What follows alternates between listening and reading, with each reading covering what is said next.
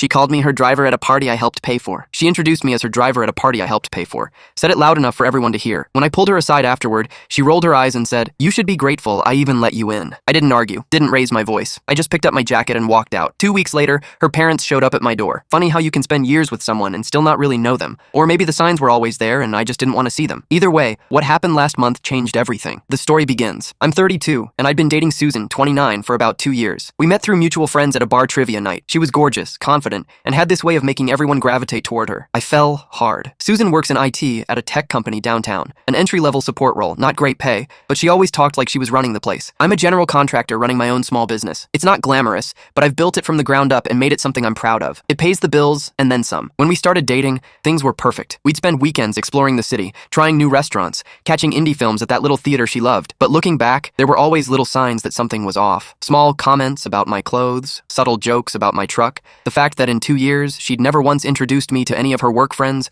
I ignored it all because I was in love. The break. About a month ago, Susan mentioned that her company was hosting a big client appreciation party at an upscale hotel downtown. She was helping organize it, and she seemed really stressed about making sure everything was perfect. One night, she casually mentioned, "Jessica from IT is bringing her boyfriend. He's a lawyer or something." "Oh, can you bring someone?" I asked, not thinking much of it. She hesitated for just a second before saying, I guess you could come. It's just a bunch of corporate people talking about boring work stuff." I could tell she wasn't thrilled by the idea. "I can help with some of the expenses if you want," I offered, knowing she'd been stressed about money lately. Her lease had gone up, and she'd been hinting that she might need to move. I ended up paying for her new dress, $450, the gift basket for her boss, $200, and other party supplies. Not a fortune, but not exactly pocket change either. The night of the party arrived. I cleaned up well, best suit, fresh haircut, the works. Susan seemed distracted when I picked her up in my truck, barely acknowledging how I looked. She just asked if I remembered the gift basket. When we arrived at the hotel, I could feel her tense up beside me. She started walking slightly ahead of me, creating distance. "Maybe you should wait in the bar," she suggested suddenly. "I need to check on some things first." "I'll just come with you," I said, trying to help out. "Maybe I can carry something." She looked annoyed but didn't argue. As we entered the ballroom, I was impressed. Open bar, fancy appetizers circulating, mood lighting. Susan immediately spotted some colleagues and headed over, me trailing behind. "Everything looks amazing," one woman said, admiring the setup. "Who's this?" There was a long pause before Susan spoke. "This is Alex, my driver for the evening." I felt like I'd been punched in the gut. 2 years together, and I was her driver?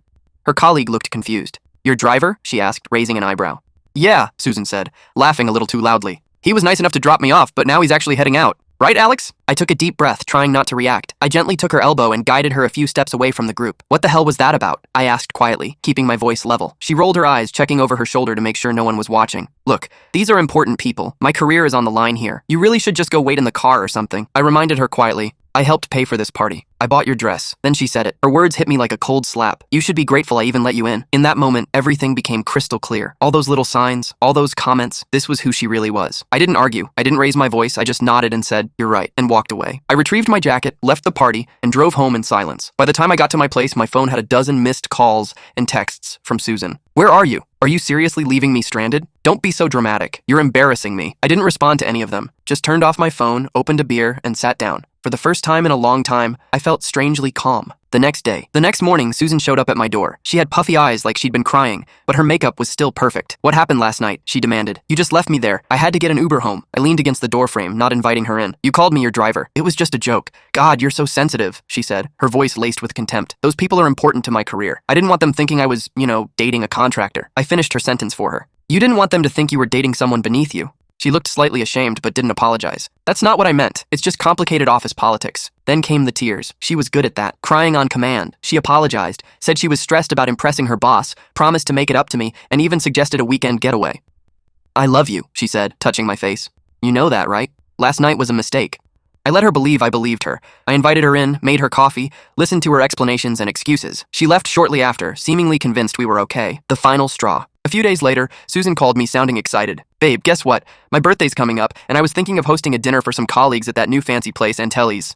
I said, "That sounds nice," but I knew what was coming next. "Yeah, but here's the thing. I'm a little short on cash this month. After that party and everything, can you help pay for it?" "Of course," I said. "How much are we talking about?" "About $1,200 for the private dining room," she said, avoiding any mention of me being invited. "I can put my card down for you," I said. "Just let me know when you need it." The next day, she came over to grab my credit card. She didn't notice that I gave her the wrong one. Later that evening, I went to Antelli's, but not inside.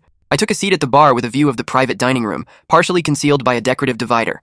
I watched as Susan arrived looking stunning in a new dress. She was surrounded by colleagues, and I saw the same woman from the party, the one who witnessed her call me her driver. There was also a guy I didn't recognize who kept putting his hand on Susan's back. She didn't pull away. At 9:45, the check arrived. I watched as Susan handed over my credit card with a smug smile. A few minutes later, I saw the server return, and Susan's face changed. She was texting me now. My phone buzzed.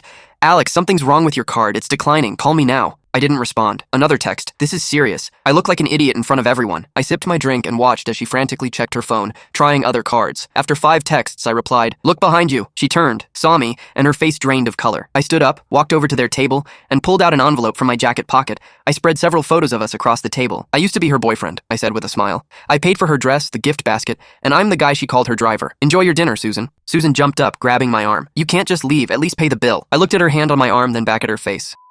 I said quietly, then turned and walked out. The aftermath. The texts and calls were relentless the next day. Susan alternated between begging for forgiveness and threatening to ruin my reputation. I blocked her number, and she showed up at my house twice. I didn't answer the door. A week later, one of her colleagues reached out. Apparently, there had been an HR investigation at her work after Susan's boss found out she'd been lying about her role and responsibilities. The guy she'd been seeing on the side distanced himself from her after the dinner. 2 weeks later, Susan's parents came to my door, apologizing for everything. They had Susan sell her designer stuff to pay me back, and they gave me a check for $925, which I appreciated, though it wasn't about the money. A new beginning.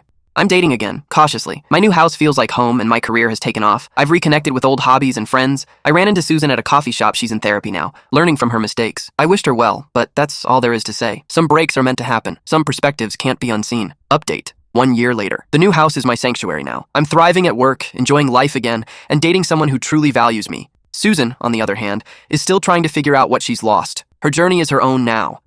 As for me, I'm finally at peace. Thanks for watching. If you enjoyed this story, make sure to hit the like button and subscribe for more stories like this.